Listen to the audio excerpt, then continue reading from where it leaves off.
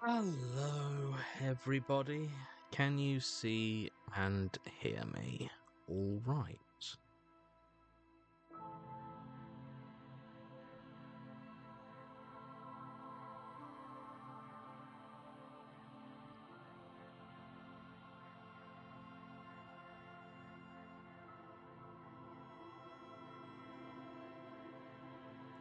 Yes, I can be seen and I can be heard. Marvellous. Oh, and Snowfire169 bought a coffee. Thank you very much. So we are continuing to press on with our playthrough of Disco Elysium. Last time we spent some time in the doomed commercial area and met the dice maker. Now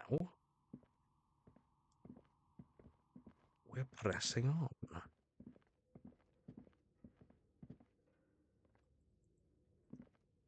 Through the ruins of Fortress Accident.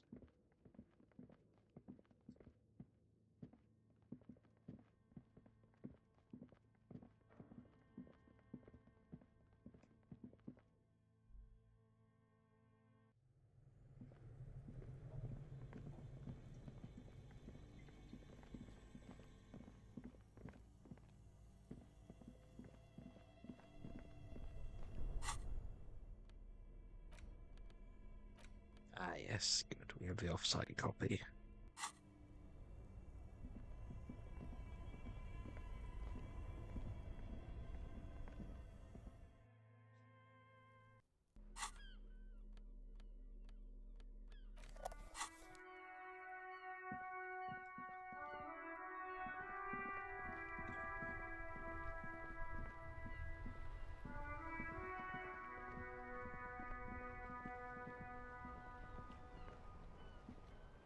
Inside, you see a set of steering levers, a radio microphone. This is Precinct 57. How may I assist you? Take me to Jamrock Public Library. Hold on, officer.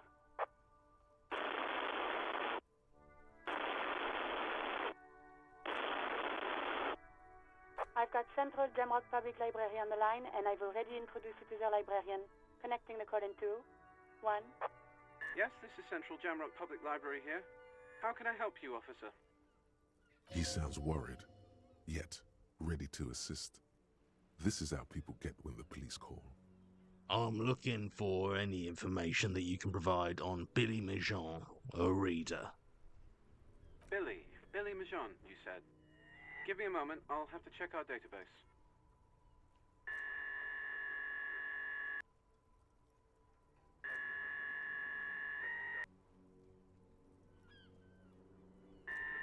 On Moreau Drive in central Jamrock, in a darkened hall lit by orange desk lamps, far away from the noise outside, a middle-aged man taps commands into an old radio computer.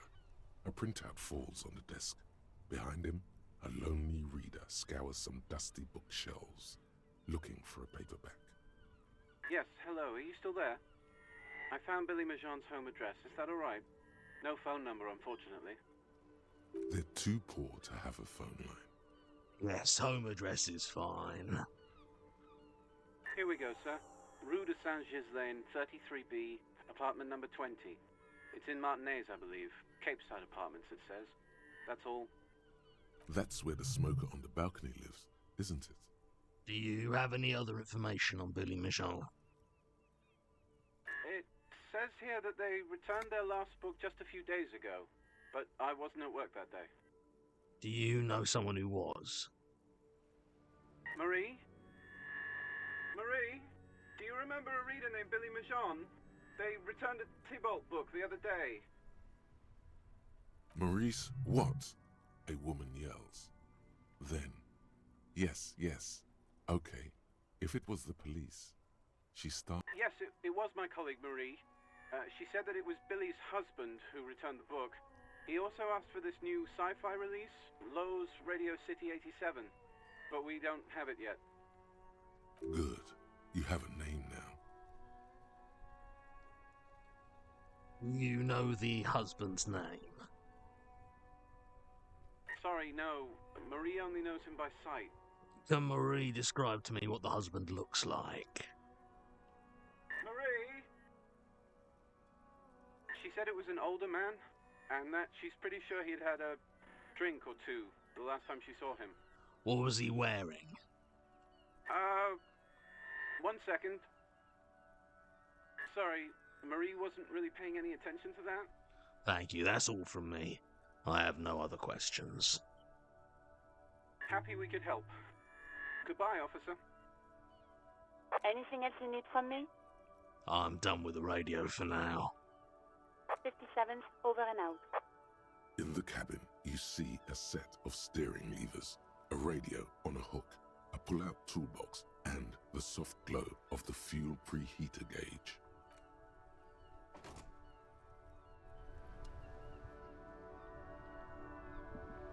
Yes?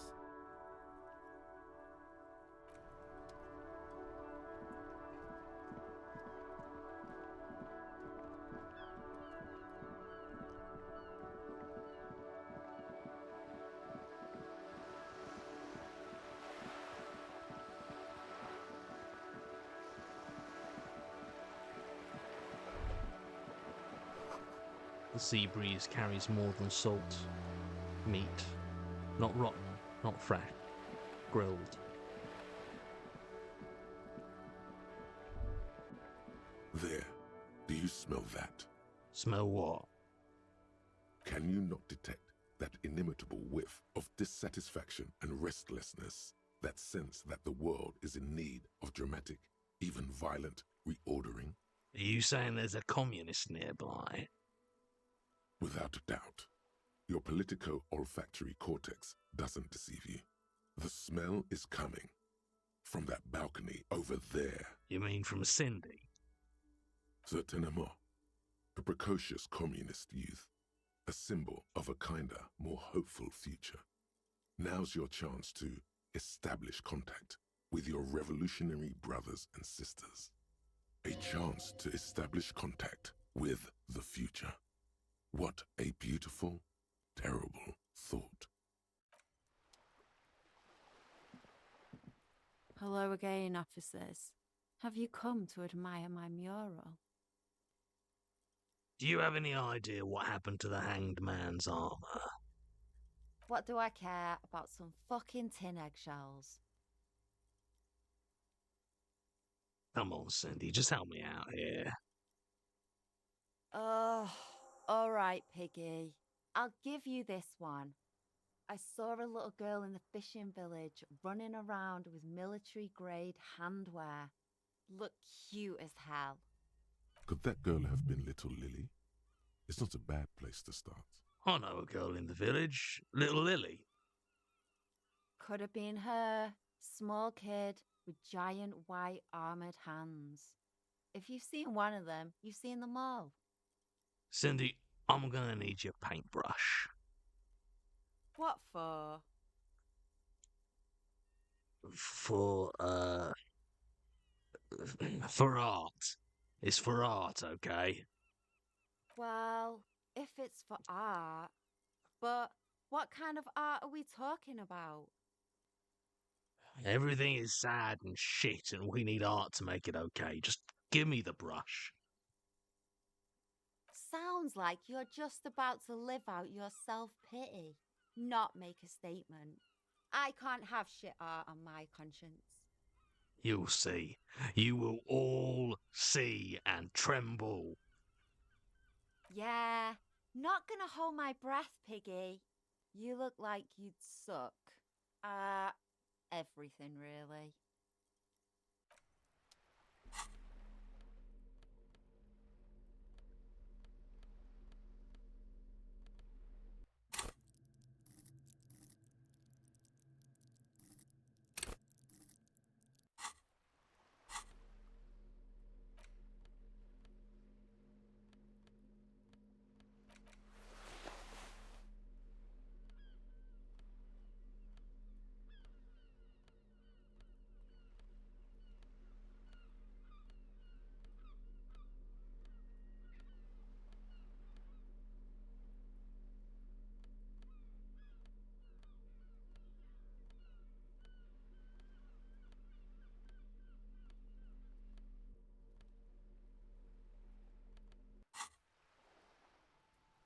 Hello again, officers.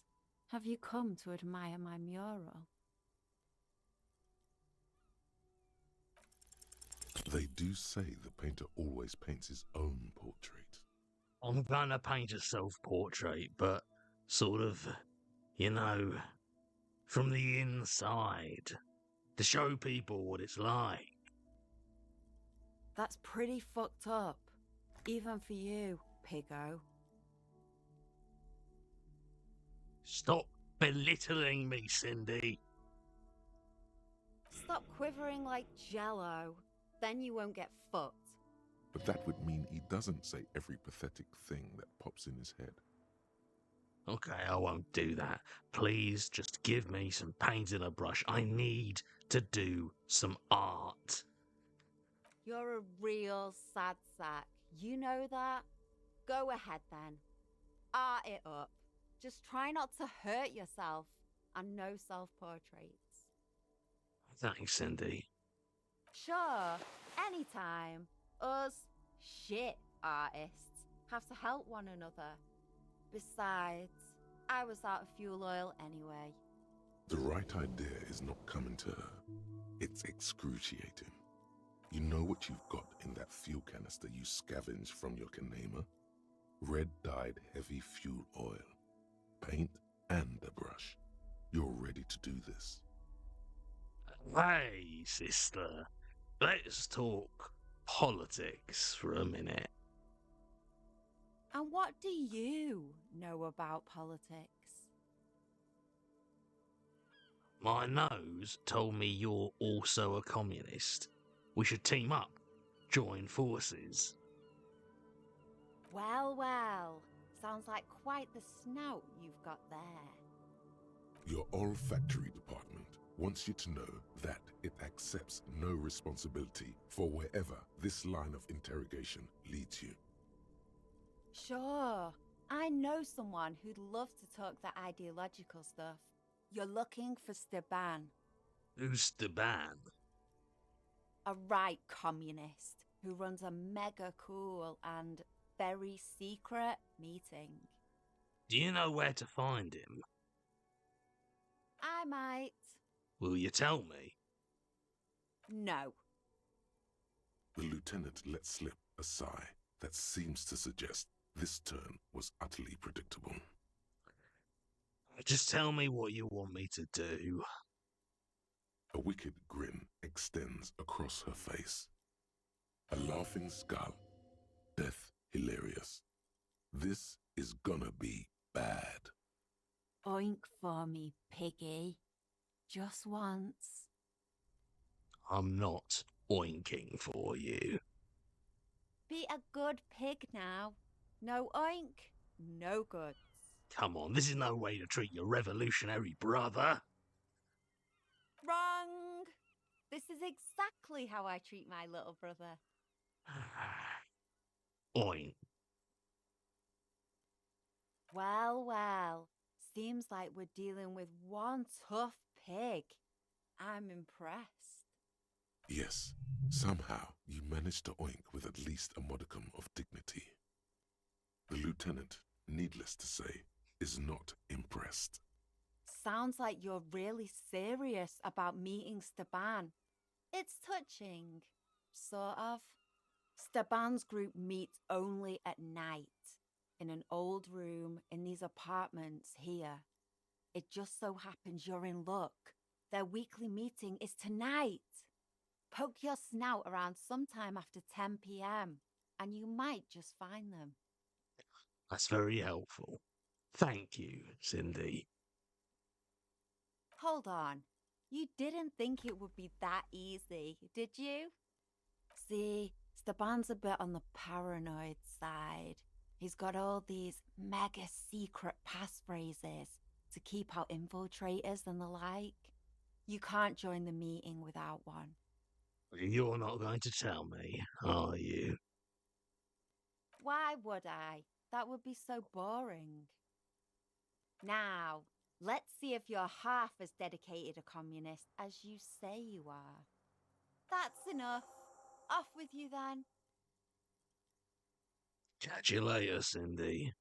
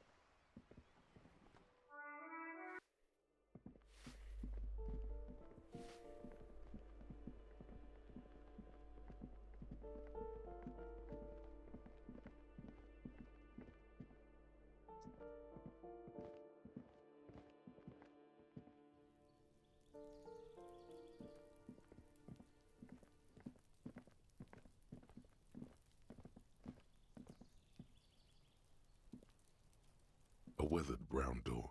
The number reads 20. Something smells good. Soup allons, yo. The lieutenant motions to you to go ahead and knock. This is the door. You already know it's the right door. This is going to be so hard. Don't knock! Just leave! You don't need this! You don't need to sad it up! Oh, hold on, Kim. We should discuss this before we move on. What should we expect? You're right. Let's talk this through. You hear some light footsteps and what appears to be a daily weather forecast playing on the radio. We have our first preliminary identification. In all likelihood, the deceased is the husband of Billy Méjean. We need to confirm this, as well as deliver the death notification to Billy herself. Now, delivering a death notification is never an easy task. There's a reason why it's often called the most stressful part of our job. This is why it's usually done in pairs. You got this. I'll be monitoring reactions, ready to act if necessary. You have any advice on how to tell her he's Dead? Just don't say that you know how they feel. You don't. Good advice. all right? I think I'm ready. The lieutenant motions towards the door, Hello? Who is it?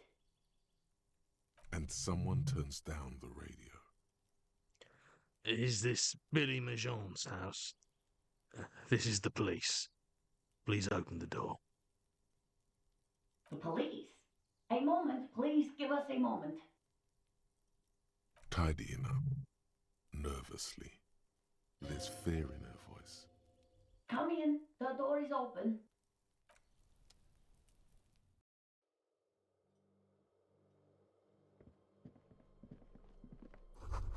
An empty pack of red Astra cigarettes hidden under the bed. The same brand of cigarettes you found in the trash next to the deceased. Windows covered in old newspaper clippings. Can't they afford curtains? It's you from the book stand. Did you come to bring my cockatoo back? I don't think I introduced myself properly. I'm Billy. Would you like something to drink? Tea? Lemonade? We're out of coffee. The lieutenant has taken off his foggy glasses and is busy cleaning them in his handkerchief for now. You're on your own here. He must feel vulnerable without his glasses. Is this why he's letting you take the lead? Thanks, but I'm all right. Is this about Victor, my husband? Is he in some kind of trouble again? I can come pick him up in the station if that's what. Keep it together. You don't want your body language to tell her the news. Sorry, I'm rambling. It's just that Victor often gets into all kinds of trouble. So, how can I help you? How about some small talk before you break the news?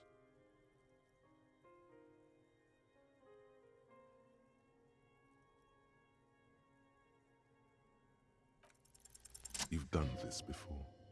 Just keep your focus.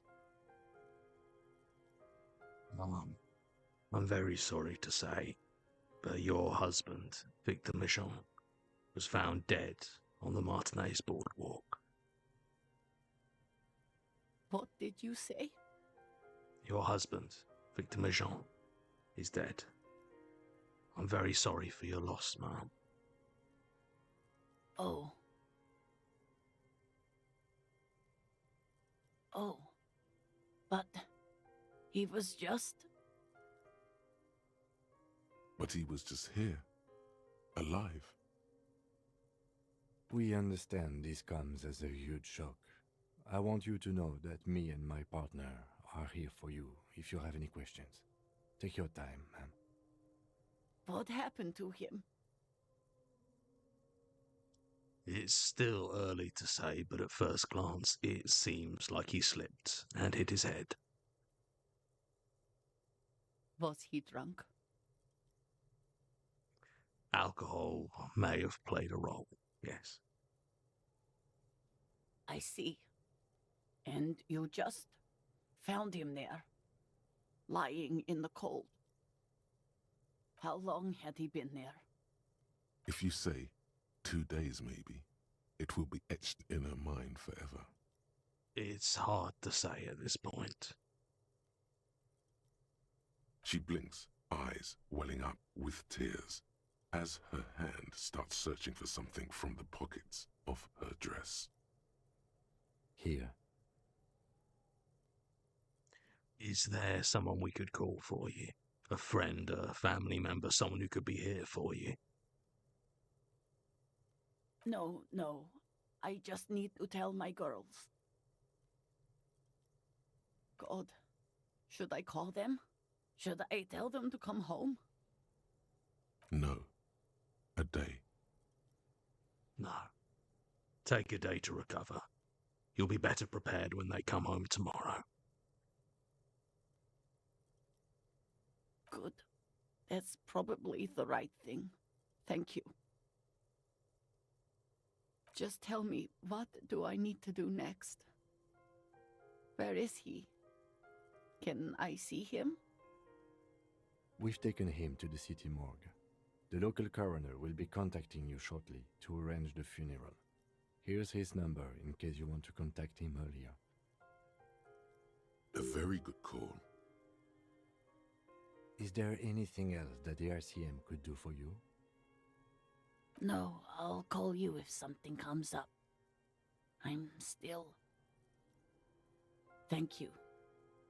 Thank you for telling me. I'll call if... Again, I'm very sorry, Mom. We should step outside and talk.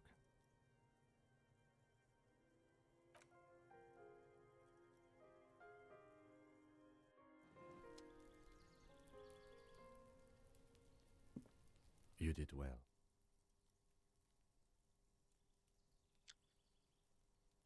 What now? I'll call the station when we're finished with the day, and let them know the name of the deceased. That's it? That's it. We should get back to our case now that our duty here is done. What about Billy and her kids? They'll manage. They have to. It's not your place to live their lives. Right. This is closed then. Let's go.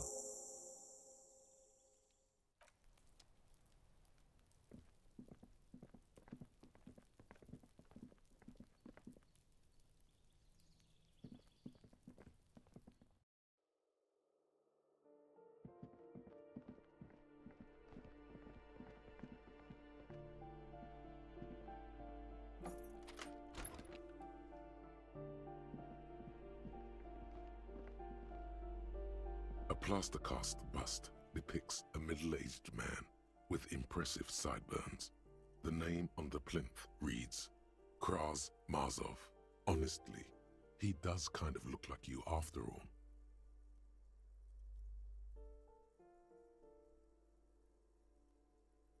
Oh, the Marzov, hero of the working class. Whoever lives here definitely shares your enthusiasm. There aren't many communists around, not after the revolution. Some youth still keep the ideology going, it seems.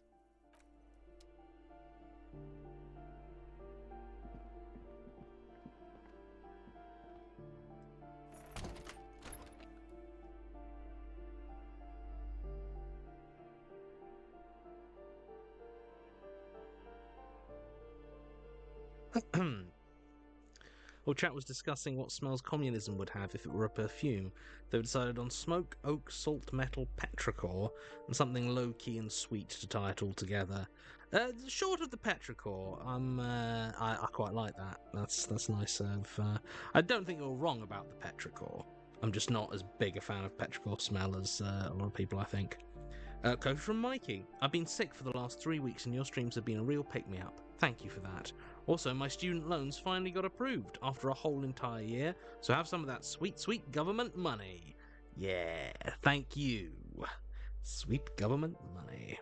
And Kofi from Orifin, good news, I have an offer accepted on a house. When streams first started, I was in a pit of PTSD and didn't know how I'd keep affording rent, so to be a tentative homeowner in a good place mentally is wild. Thanks for being a weekly joy over some pretty transformative years. Well, you're very welcome, and yeah, that feels like a good arc. That feels like a good arc to have been streaming through. And well done. That's, like, you know, that's a lot to get through, and you have every reason to be incredibly proud of yourself.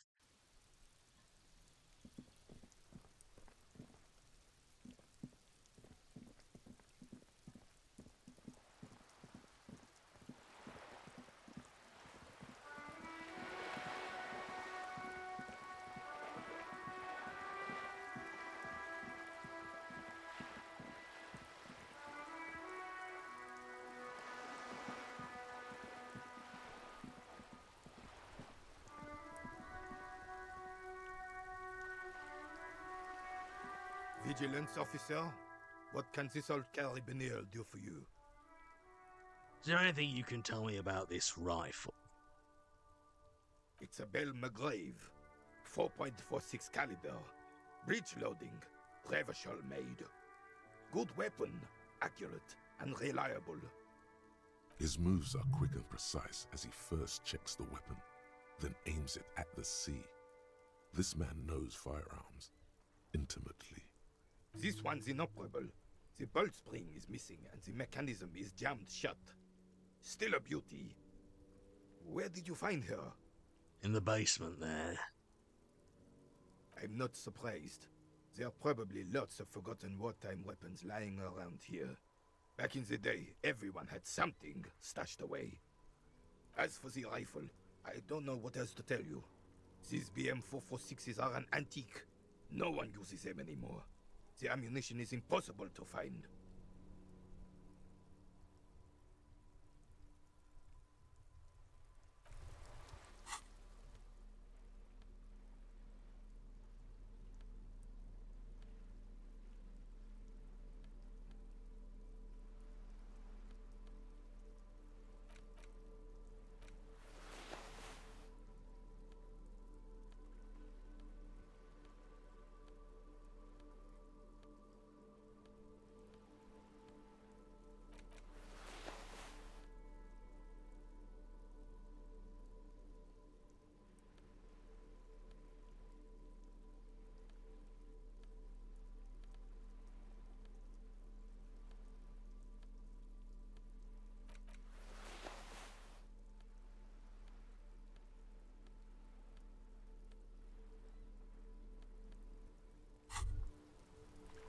You finally made it, haven't you?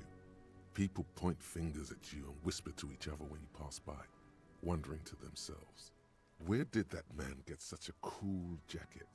Did he receive it upon graduating the École Normale Supérieure de Badasserie? Is he dangerous? I'm right, I'm dangerous. You are very dangerous, my friend. Dangerous and cool. In fact, no one dares to say a single thing about the jacket. But believe me, they are all very impressed. Vigilance officer, what can this old carabiner do for you? Unfortunately, there doesn't seem to be anything worth mentioning among your achievements. You should resort to good old lying.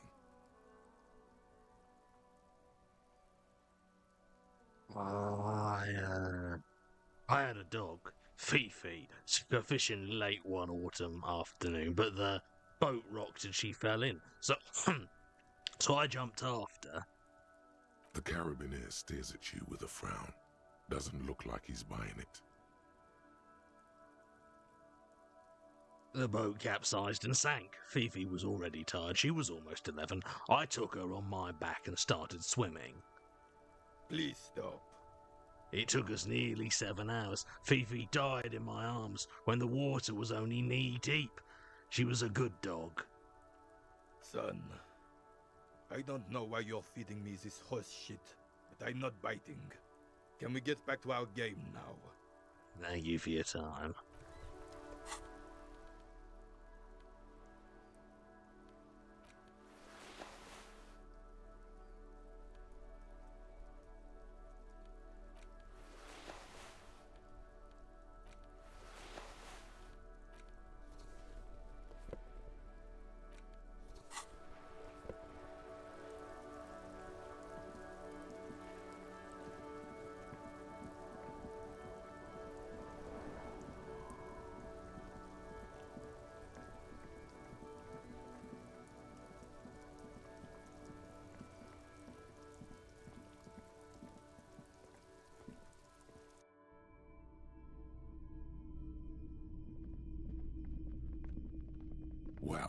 very large red t-shirt with an impressive print stands out from the other garb.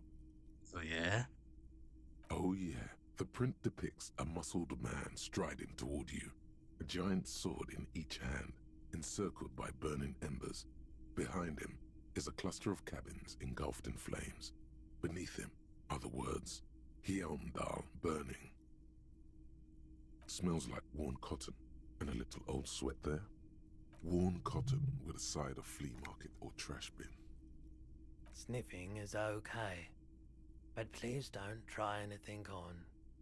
Can't have you leaving your photon emissions in the fabric of things you're not going to buy. You're not imagining it. Photon emissions? What is he talking about? So rad man from Hjelmdal t-shirt you got there. Hell yeah, man. I don't usually carry printed tees, but this one was just pure exemplar. You must be a serious man from Hjelmdal fan. A fan? No, I wouldn't go that far. But I do think the Hjelmdalaman saga is an integral part of our shared reality. Most people don't think that the man from Hjelmdal really existed, but they're wrong. What did you mean the man from Hjelmdal was real? I mean, even if the man from Hjelmdal didn't exist before the adventure novels, the stories have made it so that he has. It's simple, really. Okay. You sound skeptical. It's not that complicated.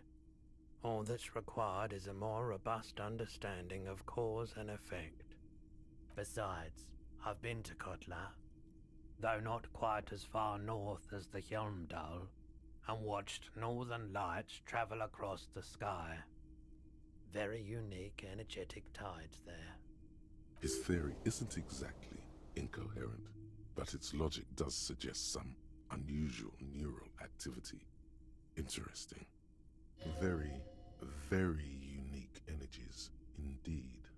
Geomagnetic ley lines, one might even say. How much are you selling this t-shirt for? 2 real. That's dirt cheap. Cool. I'll think about it. You should. Okay, I've thought it over, and I want to buy the t-shirt. Welcome to Hjelmdal, officer.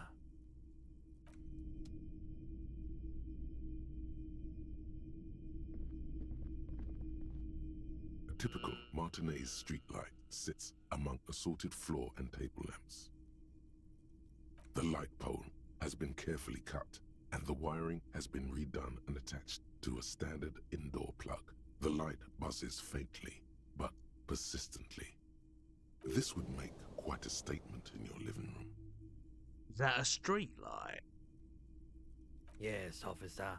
As you see, it's in perfect working order. His manner is casual, but his speech is careful, measured. He wants you to know that he has nothing to hide. Where did you get this? It was brought to me to be altered. We are not here to investigate the theft of city property. You have to admit it's rather clever what he's done with it. How much for the street light? 700 real. A bargain, I dare say. A bargain? No, it's not. He's trying to sweet-talk you into buying trash. Even taking into account the risk of obtaining the light, that seems a bit steep. There's also the matter of rewiring, but the most important transformation is the light's placement among ordinary, indoor fixtures, which has adjusted its morphological field. The light became suitable for use inside the home just a few days ago.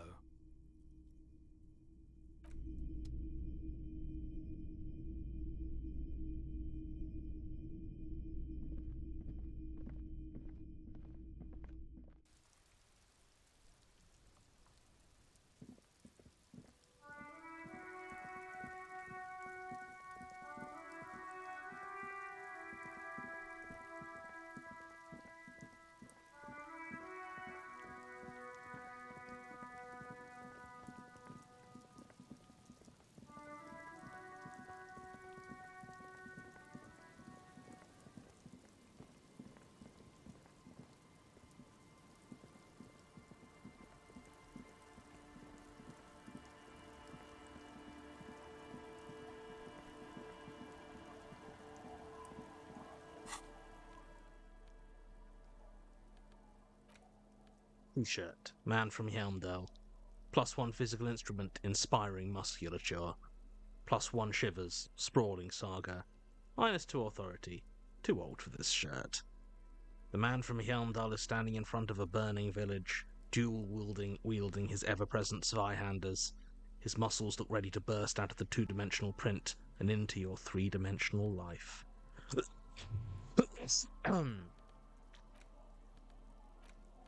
Cindy's brush. A paintbrush belonging to Cindy the Skull, an aspiring artist. Its bristles smell nauseatingly of heavy fuel oil. Specks of red, orange and green paint cover the aluminium ferrule.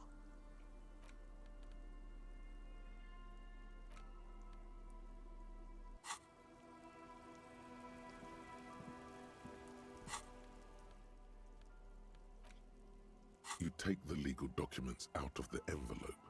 A 12 to 40 month construction period and the zoning plan in the addendum. It's signed by Idiot Doom Spiral and someone called Blanco Abigail, apparently.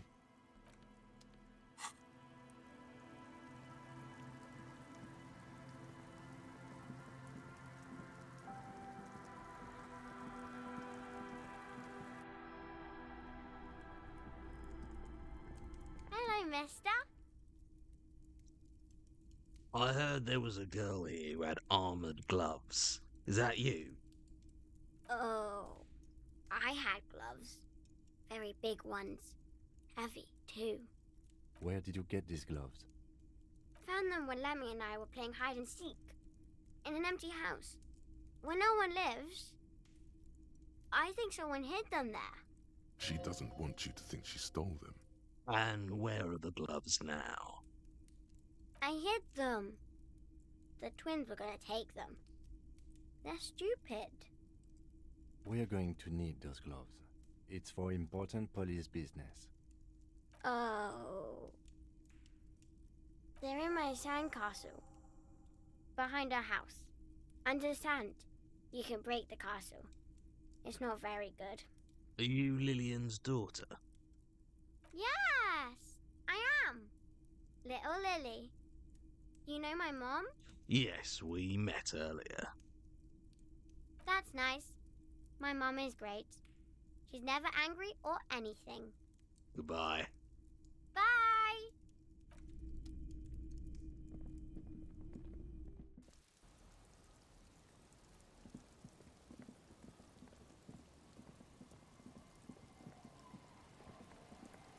Weather has not been kind to Lily's little sandcastle.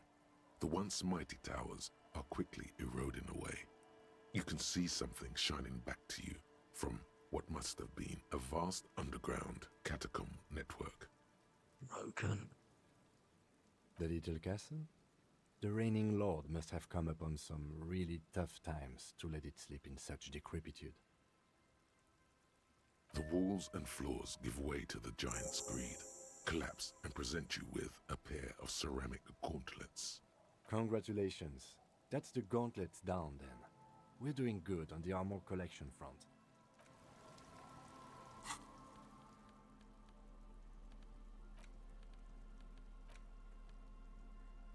+2 interfacing, strength in digits. Clenching and unclenching your fist has never been so fun. The tiny ceramic plates make a lovely clicking sound when your fingers move. The gloves are a bit sandy, but the grip is phenomenal.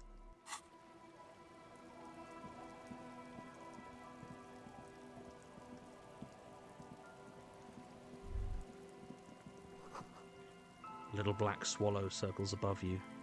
You hear it chirrup.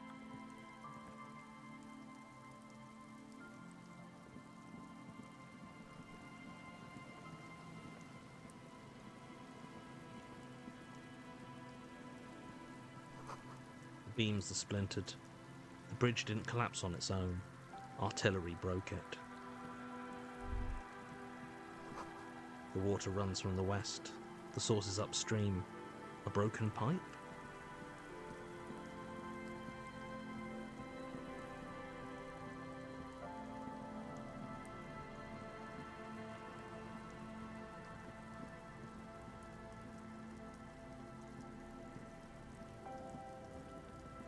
Here we go. Nice and easy. No way out, little guys. Not out of this jam. There's a cylinder on the ground in which the man is arranging some netting. It looks like some kind of trap. He notices you. Who's there? Oh, the police. Hello, officers. His self-conscious enthusiasm renders his movements ungainly. He looks like your understanding of a scientist. Is that the police? Why are the police here? Don't worry, Gary. I'll handle it. You must be Morel, the cryptozoologist. To what do I owe the pleasure? That's sarcasm. He takes no pleasure from your appearance. Lena sent me. She's been really worried about you and is waiting for you to get back. Of course. Thank you for passing along the message. That damn water lock is broken, and we can't go all the way around the 881. Yeah, that was me. I broke the water lock with my motor carriage, but it's fixed now. You can go back. You broke the water lock with a motor carriage? There was a billboard in the canal. Not a vehicle. It said Samaran Butter. No, see, I jumped over the canal in my motor carriage, tearing through the Samaran Butter sign, which fell into the canal, blocking the gates. I used the pawn shop as a launch ramp. Why? I'm sorry. I don't know. Did he say we can go back now? Yes, Gary. We can go soon. If you see Lena, tell her I won't be long. Sir, your wife is waiting for you. I just have to do one more round. See if the phasmid has taken the bait. Then we go in. For all his passion, this man is diligent and patient. You could learn things from him. I'm looking for a suspect. Have you seen a woman with red hair who seems to be on the run? I'm afraid not, officer. I've been busy digging around in the reeds for days, looking for signs of insect activity. I'm less interested in mammalian concerns, to be perfectly honest. The lieutenant takes a short note in his notebook, then gestures for you to proceed. Tell me about this phasmid you're looking for. Well, first of all, it's damn difficult to find, which is why we've been knee-deep in the reeds laying traps for it. What makes it so difficult to find? Good question. Being a phasmid of the order Phantasmodea, a ghost insect, it disguises itself as plant matter. In this case, the reeds. Awful lot of reeds around, aren't there? And I suspect it may have also developed other specialised techniques to protect itself from predators, or scientists, in our present case. What sort of specialised techniques is the phasmid using to hide itself? It's my hypothesis that it has evolved certain electrochemical defences that allow it to interfere with animal perception, impeding pattern recognition, confusing the visual cortex. But I cannot describe how these defences work, much less how they evolved, without studying a live specimen. Yes, it makes perfect sense. You're beginning to suspect there's something paranatural about this phasmid. How big is this phasmid? I'm expecting it to be quite giant. One known species of phasmid, called the Megaphasmodea zoensis, is about the size of a grown man's forearm. So, Why are you so interested in this stick bug? Aren't there more sensational animals out there? typical rookie assumption. Insects are much more sophisticated creatures than those unversed in zoology give them credit for. Even simply catching a glimpse of the Insulindian phasmid would be the apex of my, of any, cryptozoologist's career. But to study it and its defences, find out how it stayed hidden so long. What have you discovered about it so far? Very little, I'm sorry to say. No one's ever captured a specimen, so all our information is based on first and third-hand accounts. So no one's ever found one? Not yet. That's what makes it a cryptid. Just out of curiosity, if there's no proof of its existence, how do you know it's real? I know it's real. It's clear that his obsession with the phasmid is driven by something more than the pure pursuit of scientific advancement. By which I mean, I've heard enough first-hand accounts to believe quite firmly that the Insulindian phasmid is more than mere superstition. What would it be like to grasp and hold onto something you think is next to you, or just behind you, like a trace of vapor you exhaled one spring morning as a child? This is what he's searching for. A spectre. Lena said there's been a sighting of it here in Martinez. Yes, the most recent sighting was by a couple of teenagers along the coast here. That's what brought us to Martinez specifically. It's the first credible sighting in several decades. Admittedly, it's an unusual location for this species, but with all the sewage runoff upstream, it probably doesn't matter much anymore. Maybe the Insulindian phasmid has died out. I have to resist the thought. Such an extraordinary creature is doubtlessly highly resilient. After all, it's generally thought to be capable of parthenogenesis. Parthenogenesis? Yes. The females don't need males to reproduce. Makes it easier for a species to survive in adverse conditions.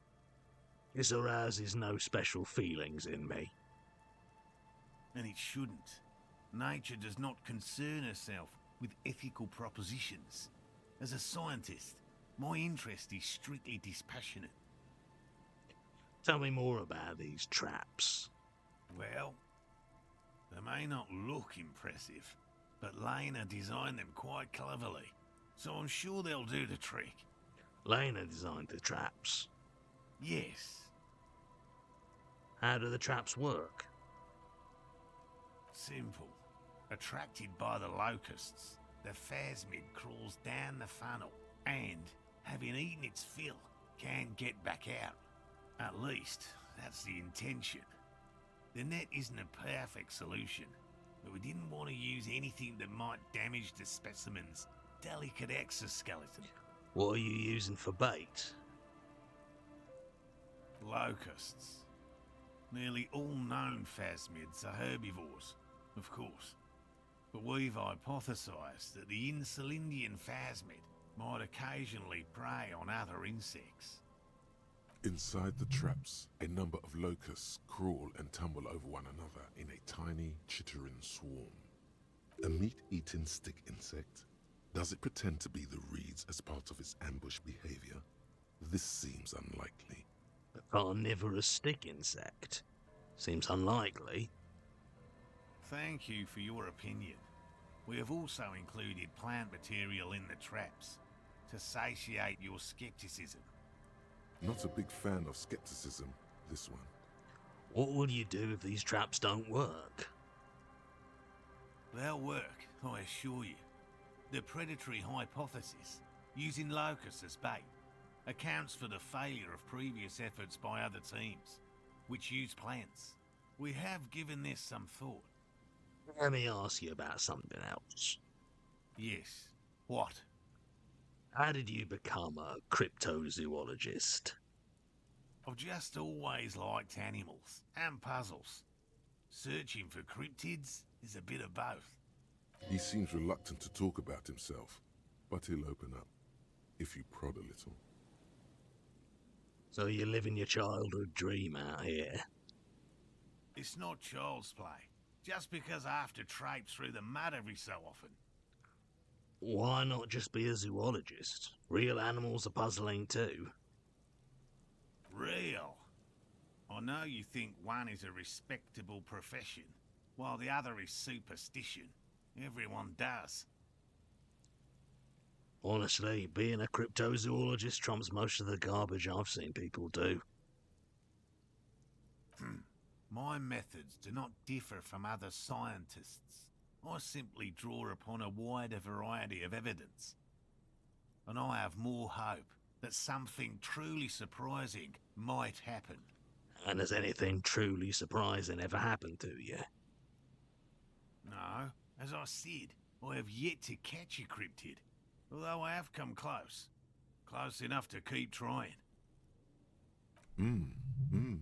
Interesting. Something for later, this close call. What kind of evidence do you use? Everything from forgotten regional lore to newspaper accounts, like the one that brought us here, to look for the phasmid. I keep a very open mind.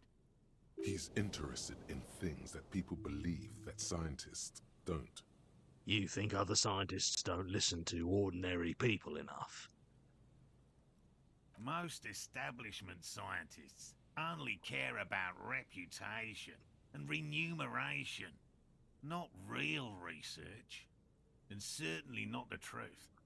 They're a cowardly lot, and both the field and basement archives can be dangerous places. So you've never discovered a cryptid? No. Very few cryptids are ever discovered, and not for a lack of trying. To stay hidden is a cryptid's primary quality. It's even in the name, cryptid. So, how many cryptids have been found? Of the list of cryptids kept by the Cryptozoological Society of Chemnee, which is 4,082 items long, about 2,000 have been confirmed as hoaxes.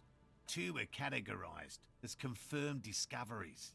The rest are in differing stages of discovery, refutation, and data collection. Only 2 have proven to be real. Yes, the Chateau Quan forest pygmy, who turned out to be an extinct species of primate, and a cave salamander from Hugo-Grad, who is, honestly, quite unremarkable. It's in a zoo somewhere. We cryptozoologists are brutally honest with ourselves, more so even than the public. With cryptids, most cryptids are hoaxes or they are never found. That does not mean we should stop searching.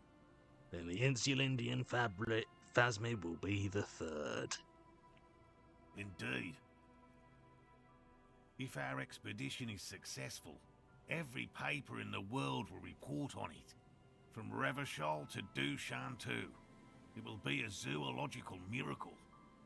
The hair on your arms stand up. Electricity. Sounds like reeds hissing. He has clearly done his math on this. There is no surprising him or swaying his opinion. Thanks for explaining that. Now about something else. Yes? Lena seems pretty eager for you to return. And I'm eager to return to her, I assure you. But I can't leave before we finish with these traps. My wife understands that just as well as anyone. Come on, Morel. We've been soaking out here for days. It's time to go back. And leave the traps? Absolutely not. I won't let Lena down. Come on, she wants us back. I'm soaked up to my nuts over here. We'll both catch reed crabs if we don't dry out soon. Won't let Lena down? Sounds like the cryptozoologist's wife shares a special connection to the phasmid somehow. I didn't know the phasmid was so important to Lena. Of course it's important to her. She's seen it. A verified sighting, on record. One of only 4 this century, and it's hers. Really? She's sighted the phasmid? She didn't tell me that. Yes, that's how we first came to know one another, in fact. But that's her story to tell, not mine. Needless to say, you must ask her about the mysterious phasmid. Suffice to say, It's long been our dream to find proof of the Insulindian phasmid together. I can't abandon course now. Maybe you should go back to the whirling, warm up, come back to check the traps later. No. The traps need to be monitored on a regular schedule. What would we do if the phasmid were to starve while we were sipping tea at the hostel? He's dead set on this. What if we checked the traps for you? I didn't expect you to take such an interest in our work here, officer.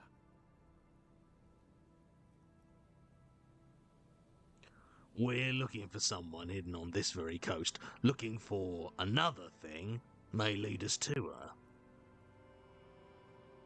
Why not? At least it will give us the excuse to look into a lot of reeds. That it will. That it absolutely will. I hope you brought your good boots. Where are these traps? There are 4 in total. One is to the south, on this little peninsula, by the boathouses there. It's very near. Another we set in Land's End, to the northeast. It's behind a small sand dune there, on your way to the old radio tower, after the church. The third is set near the canal, where you crossed, by a concrete slab.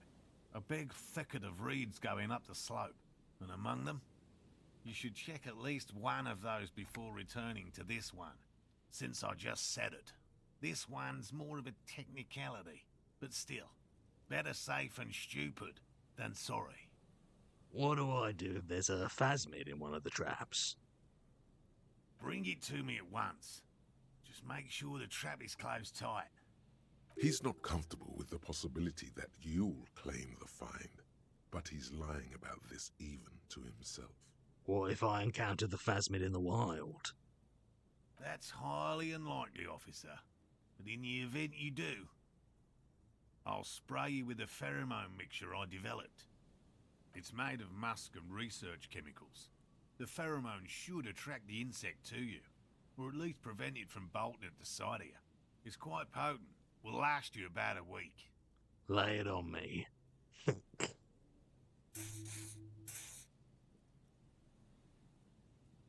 This is the smell of dying reeds, of longing crumbling into the water. I hope you're not buying this. He dispenses it without letting you touch the canister, so it would be precious like holy water. It is precious. A single dose cost me 50 real to develop. Not that I expect you to understand self-financing one's own research. I'm ready. Let's get to it. Right, which means you two can pack up and go back to the whirling. Whatever he thinks about this detour, it's clear that these men are exhausted and in need of assistance. Finally, someone's talking sense. Thank you for your help. Gary and I will start breaking down camp. If you have any more questions, now's the time to ask. We'll be gone once you get to it. If it's more cryptid-related business you want to discuss, you'll have time for that later too. But what if the information is vital? On the hunt. I'll get going.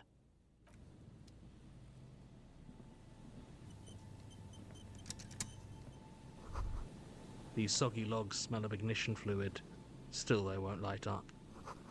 It's almost impossible to get a fire going this near the ocean. Hello, I'm Gary. Very generous of you to help us out, officer. Yellow man. I mean, officer. The lieutenant raises his eyebrows slightly and takes out his notebook. Yellow man. Interesting. This is something to ask him about, after a little probing first. I'm just waiting for my friend Morel to finish up with his insect traps so we can return to civilization. Not a lover of the great outdoors? I like nature, just not this bloody coast. It's mostly drunks and degenerates that come here. Sadly, I think I might be a drunk or a degenerate, maybe even both. Dark times will do that to good men.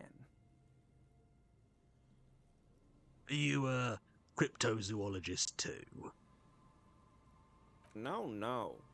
I help Morel with research sometimes, and I've learned some things along the way. But I don't usually go in for picnics like this on my own. Do you know anything about the man hanged behind the whirling in rags? Oh, so that's what the RCM in Martinez is about.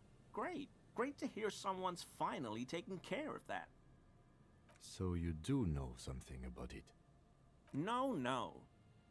Nothing. He was some kind of mercenary. But everyone here knows that. I'm just glad to hear you're looking into it. That's all. He's not feeling very comfy in his clothes, is he? Strange. He didn't kill him or anything, but there's something going on here. Is this your mug? My mug? Why would you think that? His eyes widen at the sight of the mug. He's seen it before, all right? You look like the kind of guy who might have a collection of mugs like this. Home in his colonial mug collection. How do you mean? Forgive me, officer, but we've only just met. He's trying to avoid lying to you outright, in case you really have been to his apartment. He's trying not to look afraid, because that would be incriminating. Yet, he is. Alright, I believe you. You look like the kind of man who knows it's a crime to lie to an officer. Okay, I admit it. I threw the mug away in the trash container behind the hostel. I know I shouldn't have, and I am very sorry, officer. You're not going to find me, are you? I am. For 100 real. Okay, I deserve that. And I won't do it again. You have my word. I don't know what got into me. Stuffing my garbage in another man's property, I've been having trouble at work lately. The Koikos are price dumping us out of competition. What did you do, Gary? Nothing. Just Gary, answering some questions.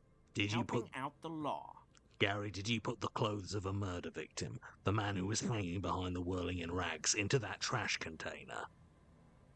Officer, please. Let me explain. It's not like that. No. I was only cleaning up. I live right across the yard from where he was hanged, and I saw him stripped naked. All the clothes lying around in the yard, smelling. People are animals, you know? Okay, then what happened? Then I came out to clean up the rags because no one else would. I put them into the whirling's trash, along with a broken mug, admittedly. Okay, I was coming to throw the mug away, and, well, I threw the mug there and the clothes too. Right. It was just civic duty. Exactly. That's exactly what it was. Civic duty. As he shifts uncomfortably, a series of clicks, like the clinking of glass beads against one another as they roll across a hardwood floor. You've heard this sound before. But where? You wouldn't know anything about the victim's missing armor, would you? Armor? No. I mean, yes. Of course. I know he was wearing armor, but I don't know anything about it. An infant could see he's not telling the truth, but he's too scared to admit more wrongdoing. There's something going on here. You should observe him more closely after this topic is concluded. What's that strange sound? What sound?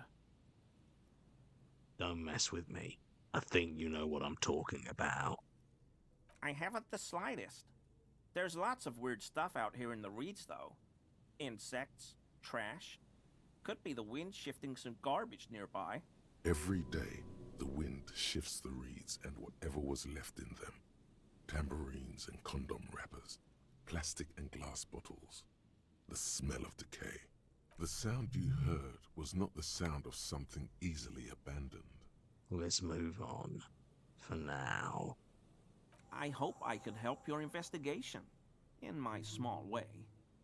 Don't be so relieved yet, Gary. This bad cop may have been in your apartment, admiring your mug collection. Perhaps a little intimidation? So, Gary, you live nearby in an apartment in Martinez? Sure do, officer. His eyes narrow slightly. He's wondering where this is going. Mr. Clare must be very angry with you. Mr. Everard? Yes. He insisted that I open the door to your apartment. So you work for Everard Clare? Officer, please tell him we're good. No, tell him I'll make it up to him. What have I done? He'll send the muscle after me. As he lowers his tone, he hunches his back.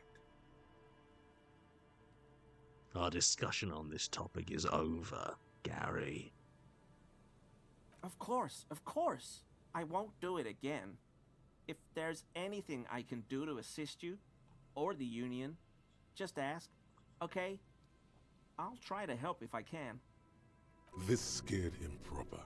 He's positively melting from fear. Has to prop himself up with a lot of anger to keep it together. The weather vane has turned. He cannot be unturned. He clearly liked his squirming. He may even have changed his mind about the whole door-opening operation.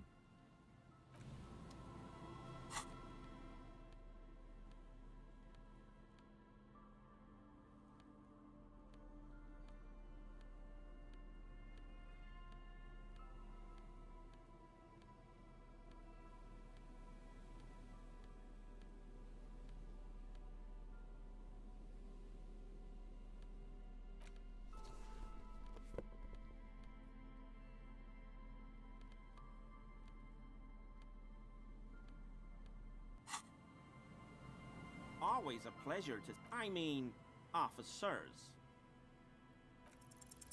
That shirt looks very uncomfortable on him. Look at the buttons, barely keeping that thing together, as if something is ready to rip out from underneath. His massive musculature? No, he's scrawny. Try again. Something worn underneath it. Yes, like a piece of ceramic armor, for example.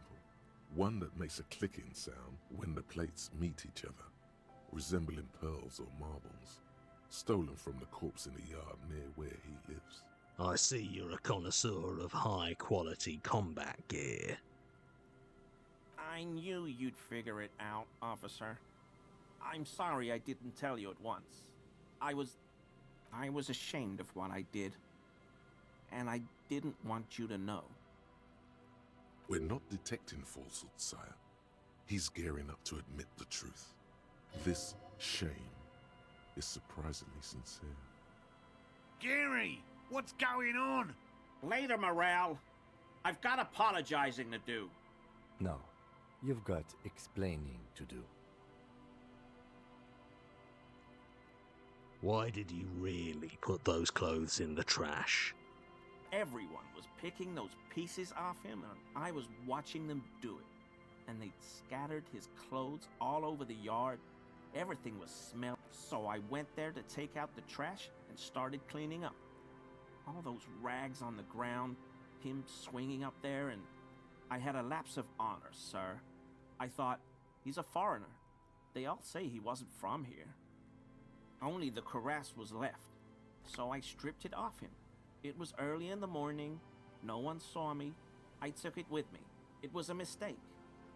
Had I known it'd give you guys trouble, I wouldn't have... Fuck. It's okay. It was a loose end, and you are tying it up now. I'm so fucking sorry I called you Yellow Man. CLI officers commanded the suzerain's navy. Most of them sided with the king when... They were thoroughly conservative men, he realizes suddenly. It's difficult to say what the lieutenant thinks of this historic apology. His face does not belie emotions. Give me that armor. Now. He sighs again, hangs his head and unbuttons his shirt fully. A cuirass that matches the dead man's boots comes into view. Soon it is in your hands, smelling of his sweat.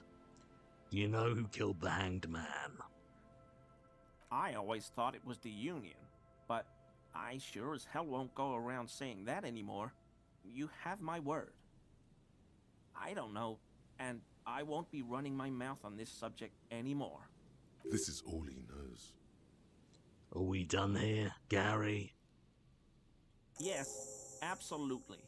I will never do anything like this again. I won't mess with Mr. Clare either. You have my word. Thank you for your cooperation.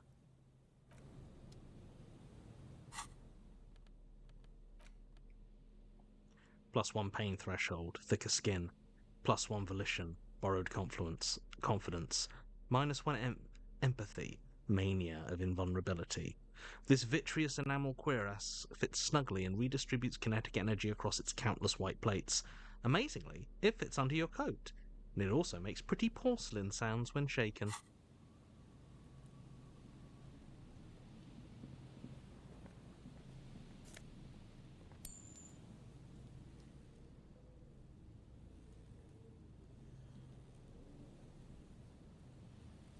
Lovely from Red Dead Zombie. Hi Johnny, started listening to the Watcher TV/RQ collab audio on Patreon, and it's amazing.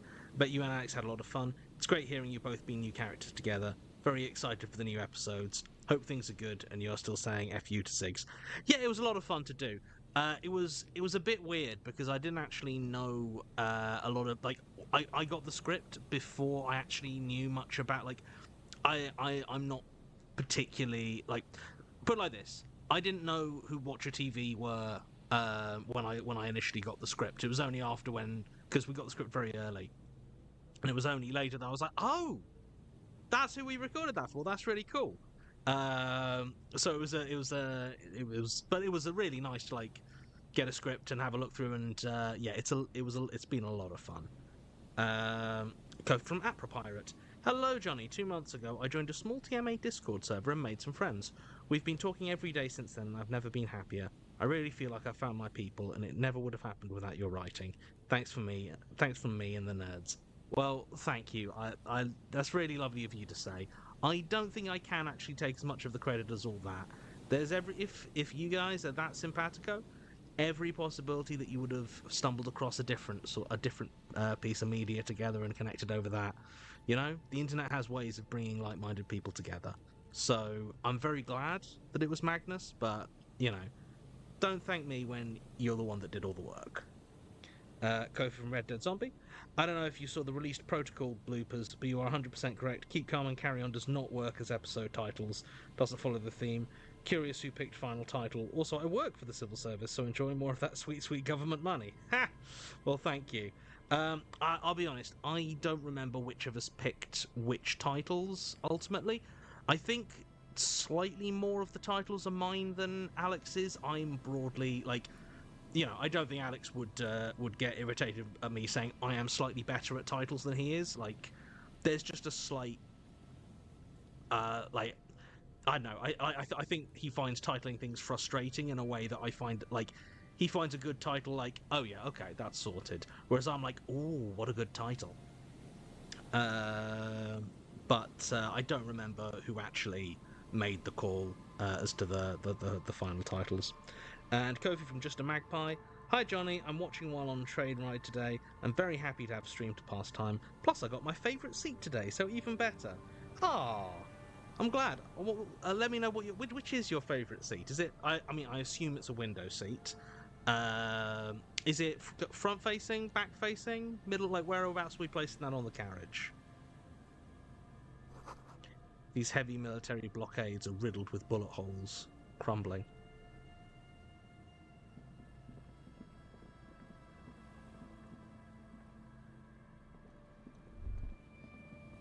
That patch of reeds over there. It's a great place to hide something.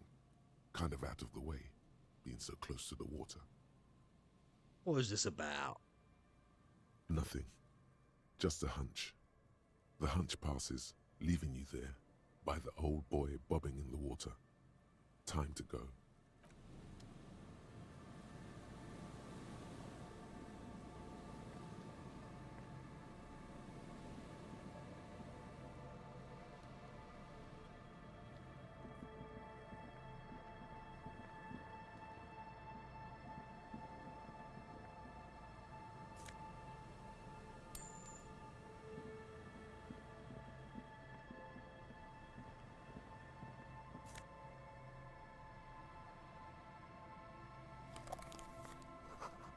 No boat in the boathouse today.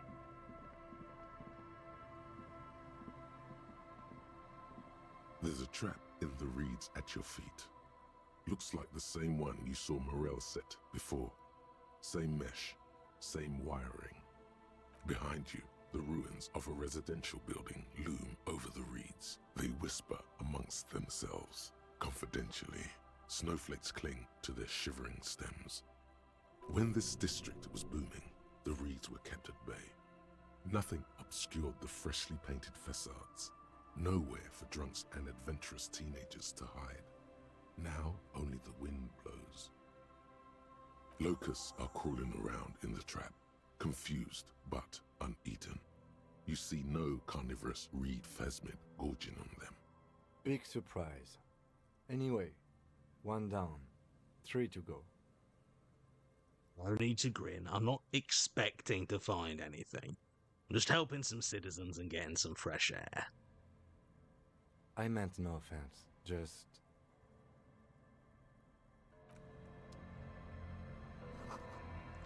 The boathouse is shoddily constructed.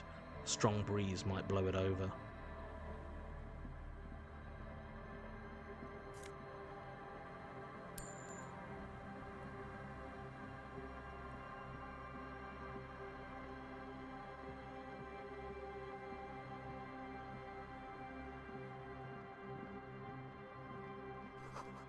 Ancient paint is peeling off the roof of this shaded bench, covered in rust. A scattering of bullet holes is spread across the cracked wall, reaching from one corner to the other. Look, him. Even more bullet holes. Something's definitely gone down here. Correct. The density of the bullet holes is unusual. Even in a general average bullet hole frequency in Martinez's sense. Grim affairs. Meaning, this is a lot of bullet holes. Looks like fully automatic rifle fire. Something you don't see these days. Why not? The manufacturing and sale of automatic rifles was curtailed after the revolution. The destructive power of such tools proved to be too much. We do need to retain some humanity in this world.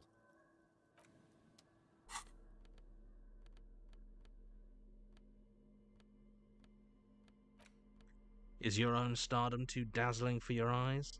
Can't bear to look at your own fabulous reflection in the mirror? Then these classic oversized sunglasses are for you. +1 savoir-faire, dazzling reflexes. -1 visual calculus. The mirror lies.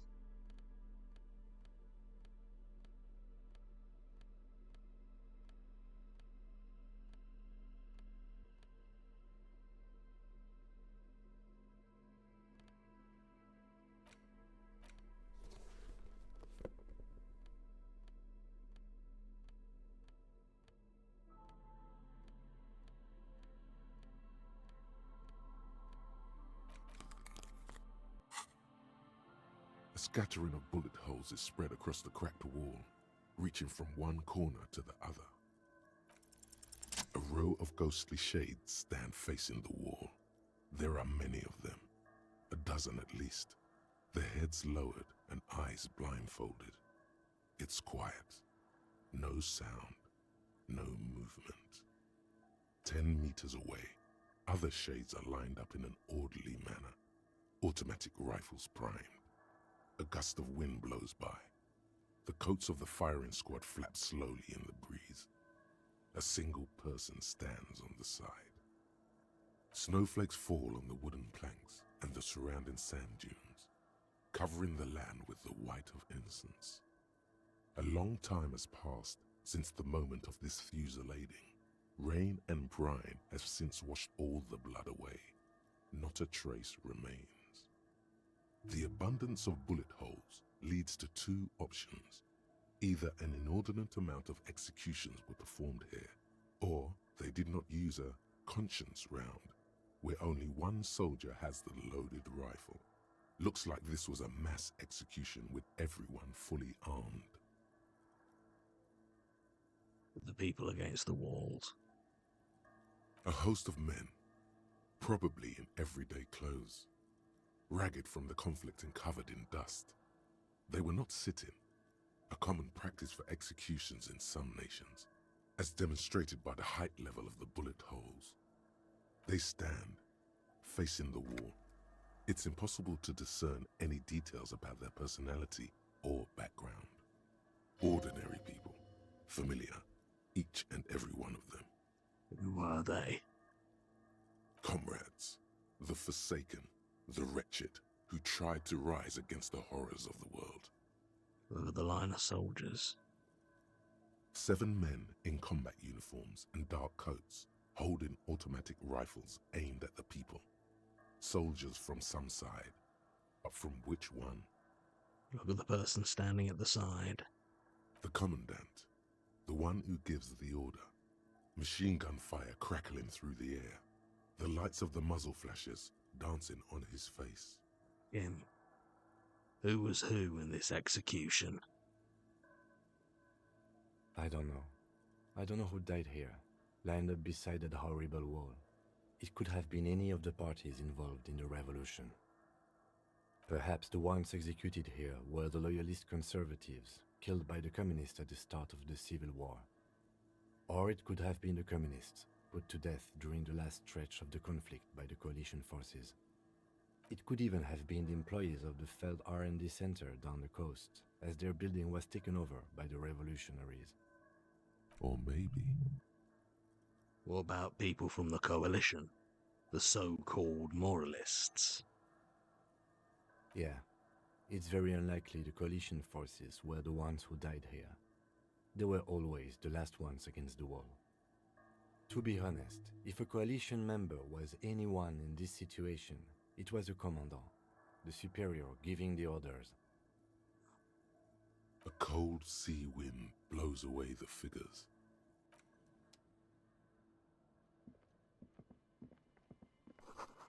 The sign says, Entrée interdite. No ticket taker booth, no longer in operation. People paid money to park here.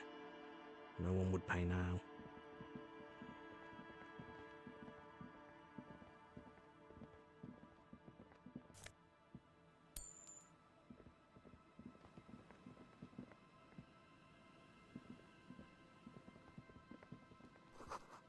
The door is not only barred shut, it's inaccessible. Found Peepo.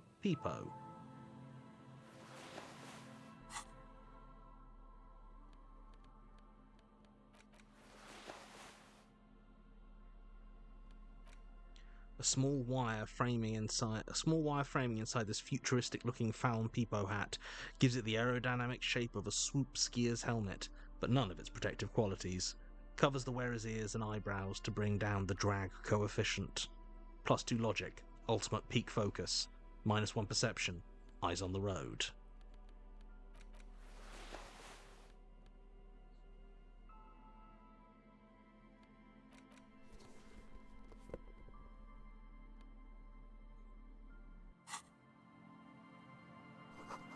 A door, a building, a hiding place. Could the instigator be inside?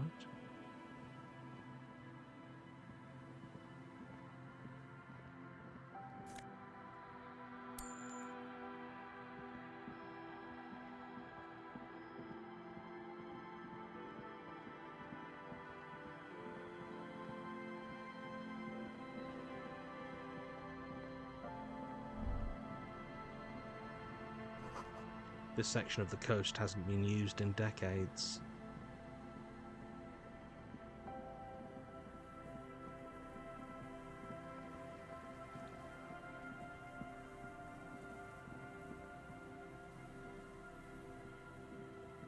And Mikhail noticed the windows, especially with how there are no windows on the south side.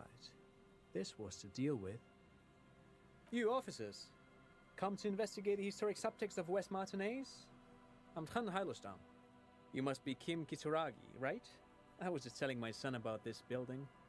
Not a lot of people realize the historic significance here. Very rich in hypertext. Nice to meet you. Hold on. Hypertext? Yes, hypertext. young carp, and the collection of cultural hyperlinks. He's just making up fancy words. This doesn't mean anything. Wait, what was that about the windows before? Oh yes, so Mikhail. They had to deal with monitor glare, especially in the summer.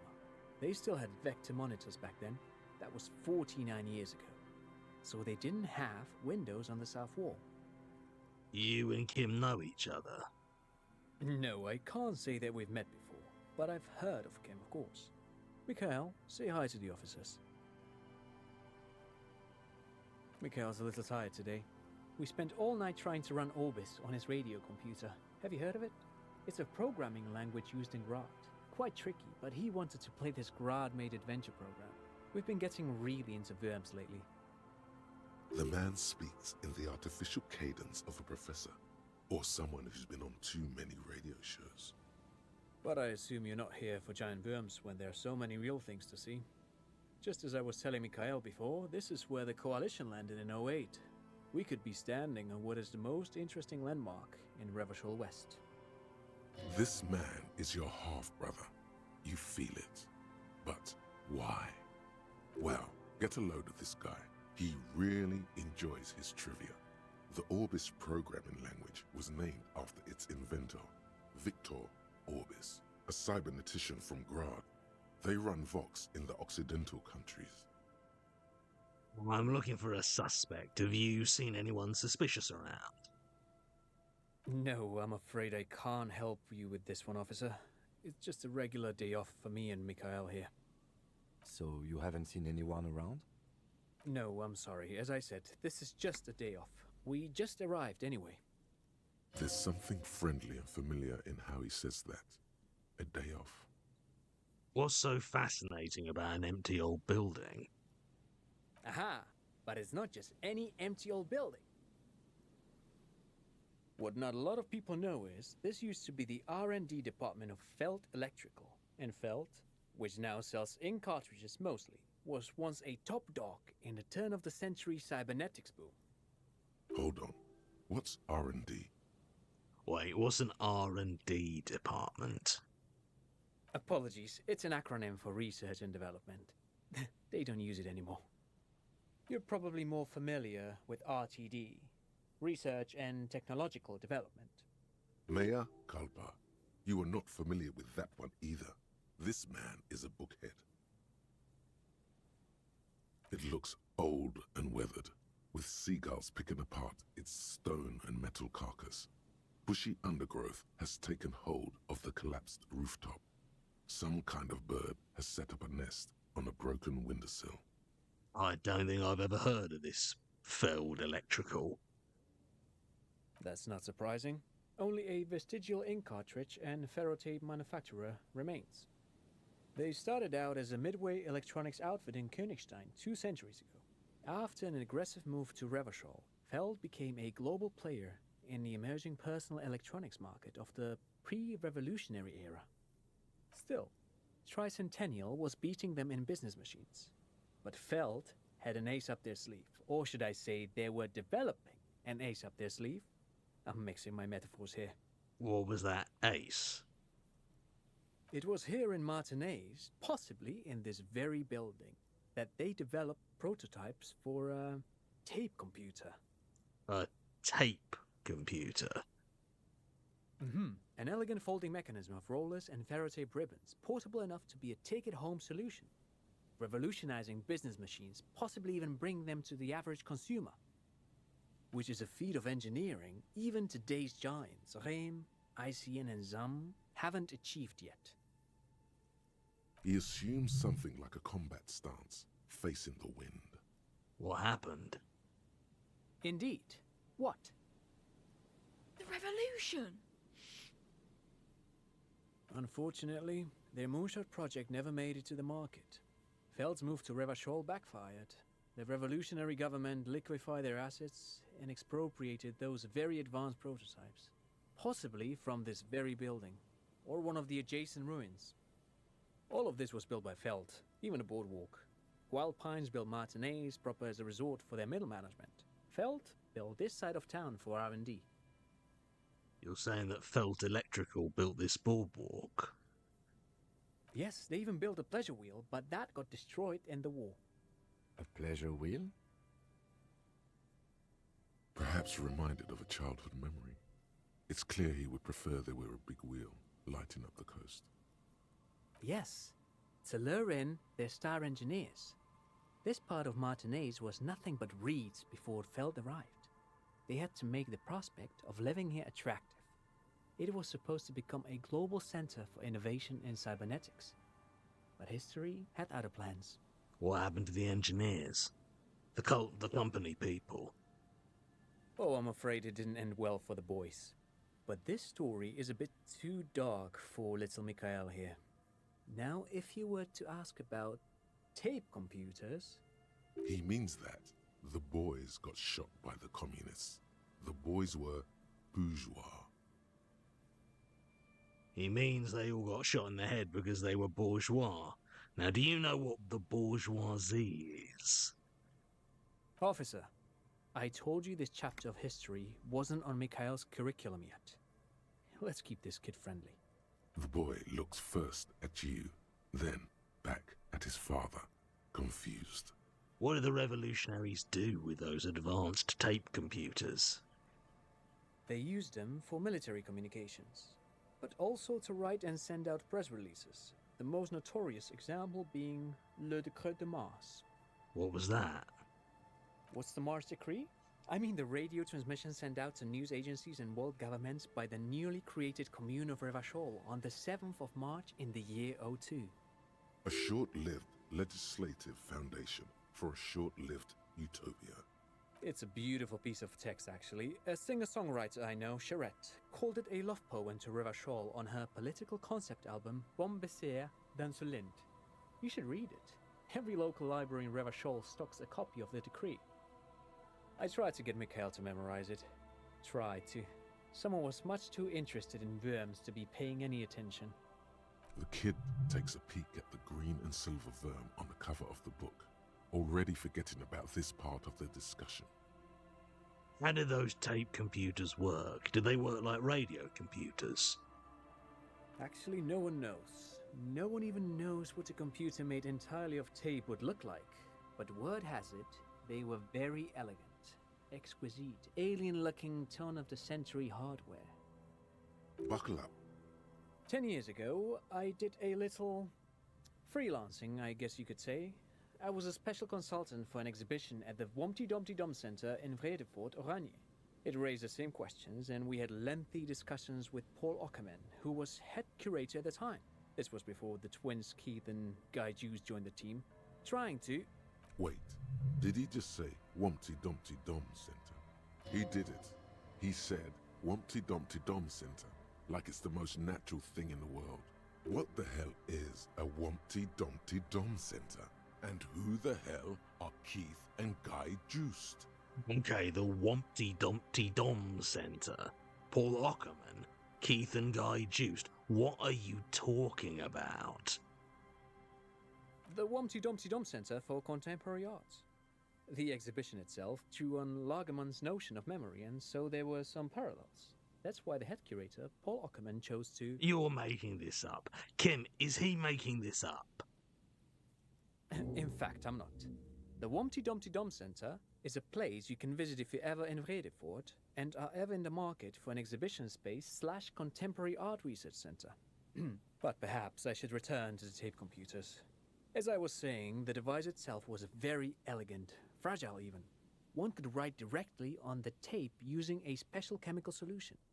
The machine would then analyze the handwriting, perform operations, and project output onto a white screen. It was a beautiful, delicate thing. Made of black film and folding tape structures. Cool. Very, very cool. Though I understand the socio-economic causes of the revolution, it pains me to imagine the revolutionaries setting fire to this precious device. But so they did. The felt playback experiment vanished into the fires of 07. Why did the revolutionaries destroy it? Who knows? Maybe it was an accident, or maybe they didn't want the technology to end up in the wrong hands. Either way, they're all gone now. all 3 versions of the prototype. Nothing but debris and ashes remain inside that building.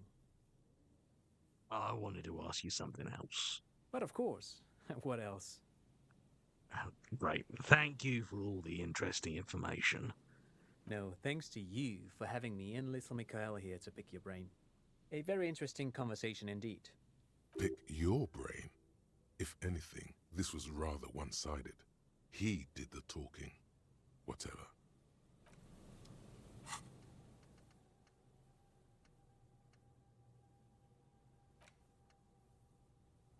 It's Wednesday evening, and something heinously exciting is underway. People have gathered beneath the billowing roof of an oddly shaped trophy building, sipping wine and exchanging opinions. 29-year-old Wunderfit twins Guy and Keith Joost are the stars of the show, with their bomber jackets and white sneakers, head curators of this art exhibition. It's the Wompty-Domdy-Dommiest event of the year, and all the cool kids have RSVP'd. Where are you, if you are not there?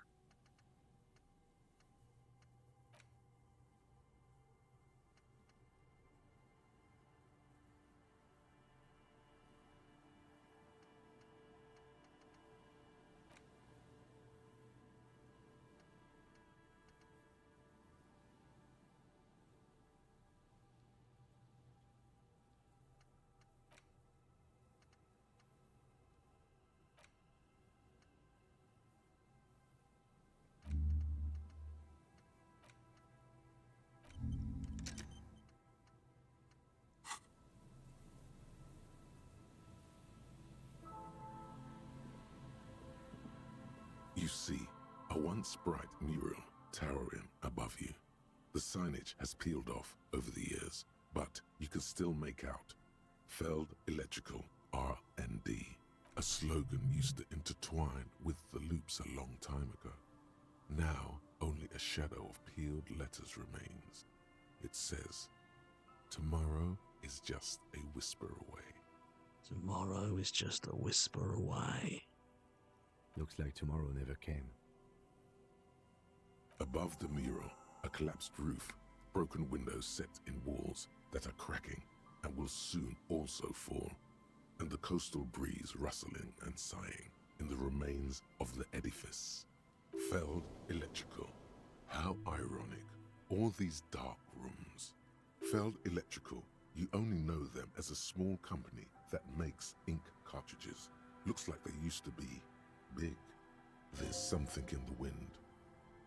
Sometimes the only way to go forward is to fail first. Would Ruby be in there? In there? She could. Or she could be in the identical room over there, or in that boat shack, in that church tower maybe. Why single out this one building?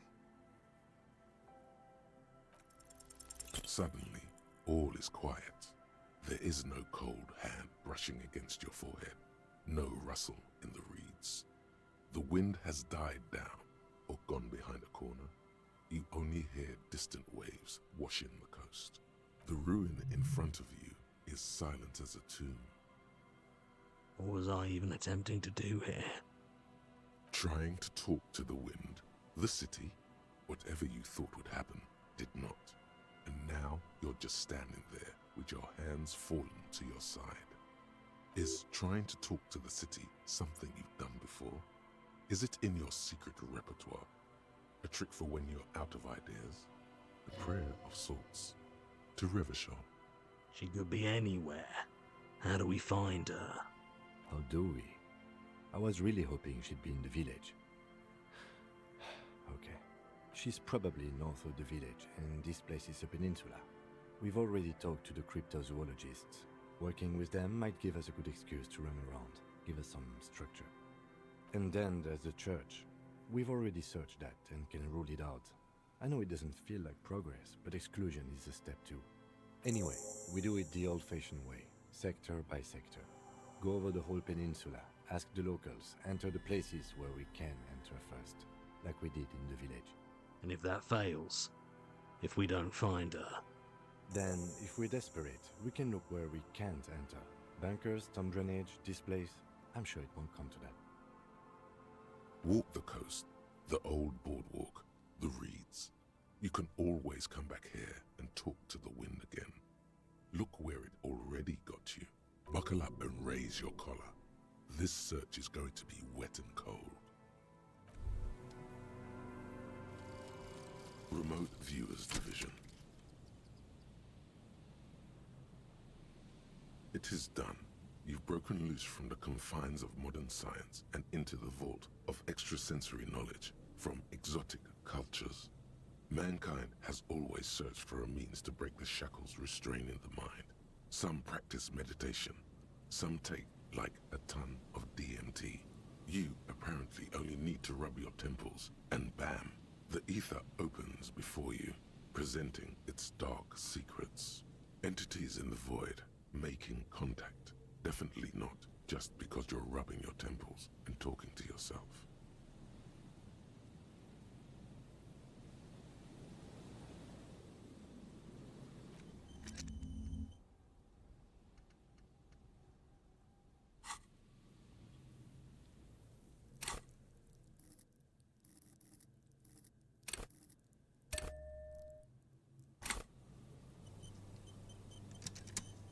The once bright mural towers above you, saying, Feld Electrical, R&D. Tomorrow, a breeze, like a quiet sigh, moves over you. The cool air breaks across your body. It brings the salt of the sea into your lungs. Go to the children of the big sea. What the hell was that? The wind rushes away, leaving you where you were, on the rotting boards of the Feld building. Officer, are you okay? It looked like we lost you for a second. I think I need to talk to some kids in the village. When you're ready.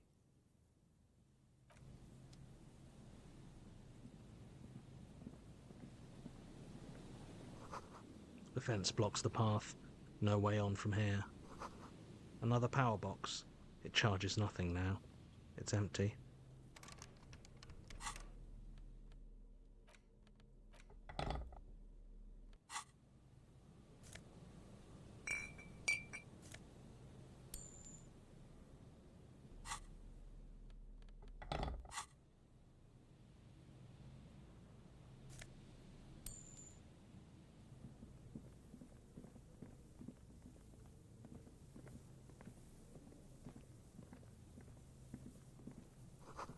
Bars cover these long, dusty windows.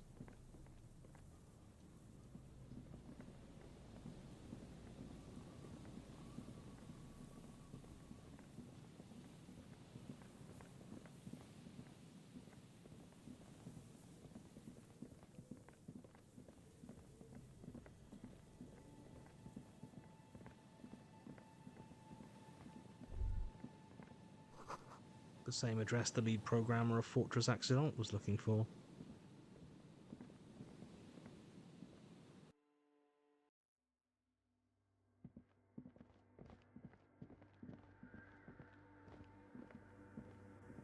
Yes, what is it? About the off-site copy you asked me. Hey, about that 2mm hole again. The swallow, you mean? What about it? Great, thanks. About the off-site copy you asked me to bring. Yes? I brought you the filament. Thanks. Looks like it's the one. What's going to happen now? Now I'm going to print it out to see what's left of it.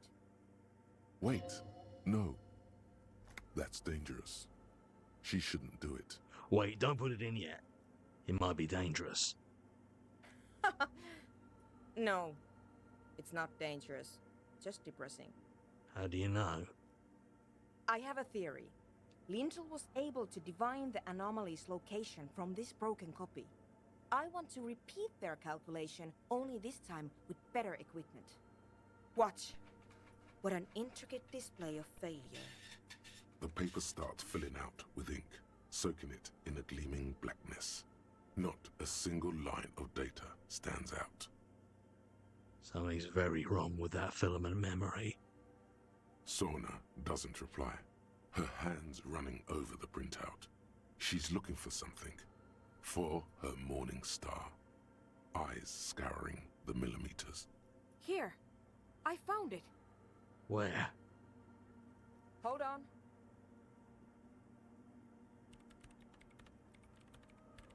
Can I do anything? Shh. Just give me a second. I'm almost... I've never witnessed a program at work before. done. I've got it. I found the location of the anomaly. You did it. You found the coordinates. I found the coordinates. She's beaming. You can feel it in your heart. Oh my god, congratulations. Thank you. So, where is it? Where is your 2mm hole in the world? There. In the swallow. Think you can help me again? Sure. I need you to go move those water bolts for me. I need to double-check my calculations. What an interesting proposition. Truly a task for the intellectuals, solving the puzzle of water bowls. Right, I'll go figure it out. I'm good at intellectual puzzles. Figure it out? No. I don't need you to figure anything out. I've got a computer for that. Just walk over to the circle and follow my instructions. Move the third bowl 2 centimeters to the left, and the fourth bowl 5 centimeters to the right. This should do the trick. What? She only wants you to follow instructions.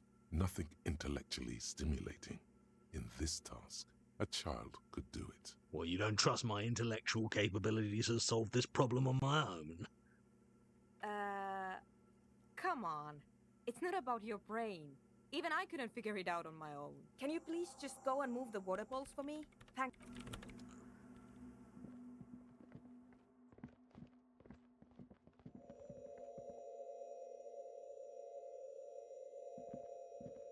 It's awfully silent again, as if someone turned off the entire world outside those walls. Water inside the bowls stands still. Measurements have been marked down around the bowls, each chalk-drawn line representing a centimeter on the floor. It moves like a ghost without creating a single trace of sound. This task is an insult to your mental skills. Some water spills out of the bowl, wetting the floor. The lead programmer sends you an encouraging thumbs up from across the hall.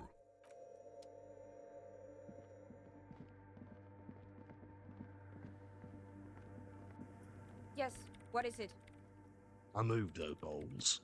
I moved the bowls. It was mind-numbingly easy. What's next? Great. Everything should be aligned now. Miss Know-It-All is hesitating. What's wrong? Yeah. Nothing. Now the only thing left to do is to unmute the headphones. If we got the location right, we should then be able to hear whatever sound this anomaly makes. Isn't it just going to be silence and nothing else? I don't know. That's what I'm scared of. I don't know. It could be anything. I mean, what sound does the nothing make? How can you even listen to something that doesn't exist? What if silence is only what surrounds it, but the swallow itself is... What? I don't know. I'm just scared. Maybe it's going to be something terrifying. Maybe it's going to tear the world apart. Like that evil ink that filled the printout, erasing coherence and meaning. You're right, we should be cautious. We don't know what we're dealing with here.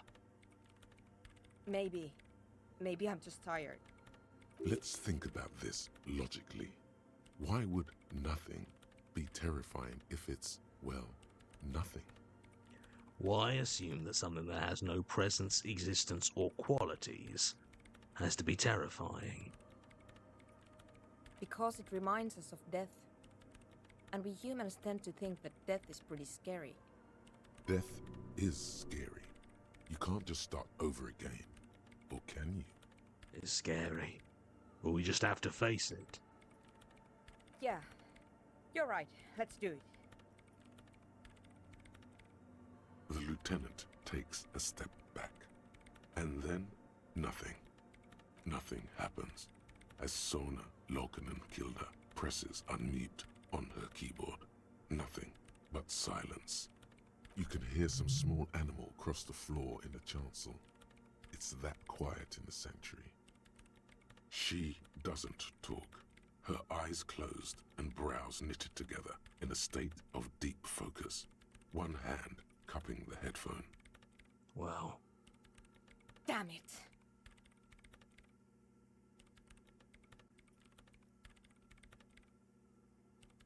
Well, at least the world seems to still be alright.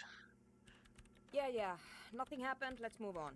Despite her fear, she was hoping for something extraordinary to take place. What do you mean nothing happened? Did you find the swallow? No. My hypothesis was wrong. According to this, I should have heard something, if I got the coordinates right. Like I said, silence is only what surrounds it. But this is just another failure. Silence sounds like silence. That's all it is. You can try on the headphones. See if you can hear anything. But don't get your hopes up. Silence is silence? You're sure there's more to it? This can't be it. You should have a listen.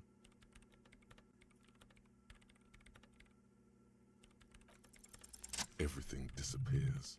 You are draped in silence like a drowning man staring into his puny little headspace. And then the pressure changes. What does it mean? It feels like flying on an aerostatic, or when your ears pop, or like a subtle difference in the atmosphere, a weather change hanging in the air. What if the sound you're looking for is too low for you to hear it? Sooner. What if we just need a better sound system? A better sound system?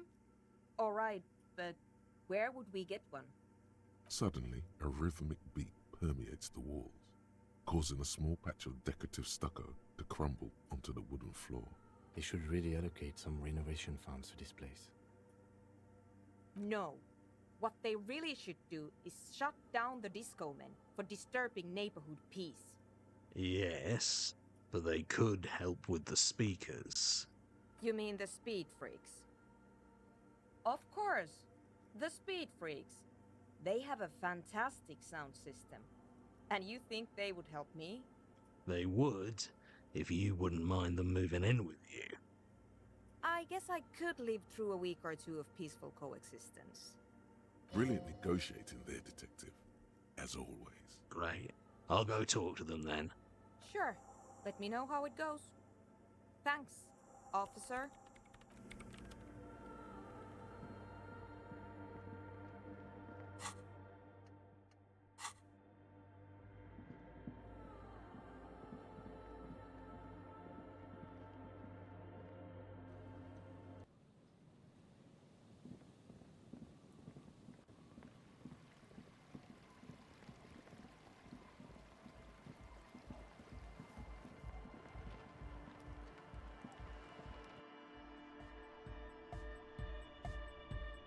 Hi again. So, how are things going? I'm here to talk about the church again. Yes? What's the deal? Good news. I managed to convince Suna. She's okay with you guys moving in, but on one condition. She needs your speakers for her project. We are grateful, Copman. You're an augury of a new era of Nordic dance music. You're gonna have to share space for a couple of weeks until she gets her research finished. That's fine. We can manage. And you're still sure about keeping our little side business, right? Oh, you mean the illegal drug lab? There'll be no shady shenanigans in the church, only love and a Nordic dance music. Fine. We can make do. It's going to take us a bit to move our stuff inside. A couple of hours, maybe. Come check back later. Let's get moving. Wumpty Dumpty Dum Center. You're at home, stupid cop. Not with the art crowd. You hate them. Everyone hates them. Even they hate themselves. It's nauseating. An industry built on sprezzatura and sparkling wine. And, let's be honest, tax evasion schemes. The Wumpty Dumpty Dum Center is the heart of this unholy symbiosis of aesthetics and tax optimization. And now that you've internalized it, you can have a piece too.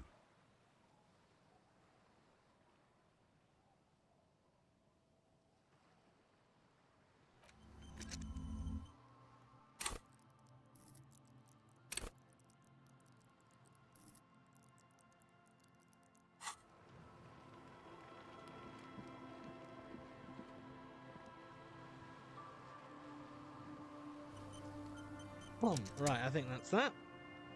So we're closing on 10, and yeah, we've got a couple more Kofis.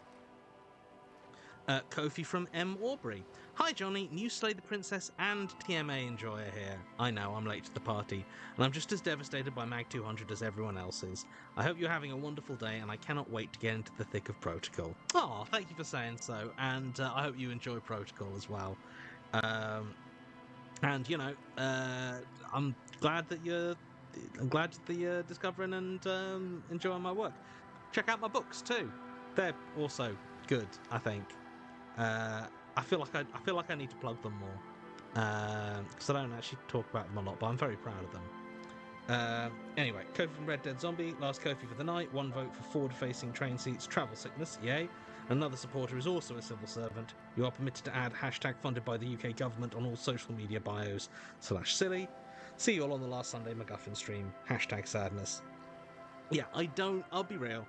I'm probably not putting hashtag funded by the UK government on anything I do because, yeesh.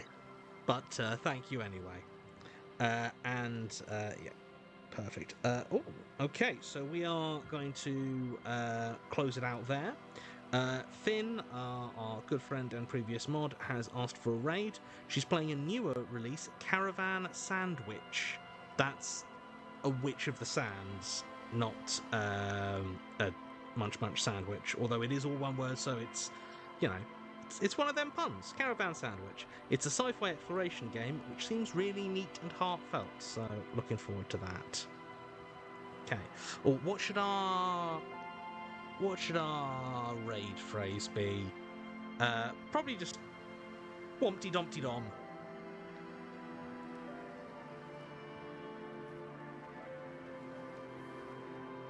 Yes, I think Wompty Dumpty Dom is probably going to be our raid phrase.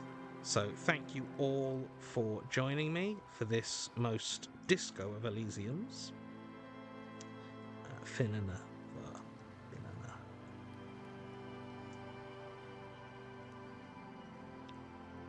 And yeah, until next time. Bye.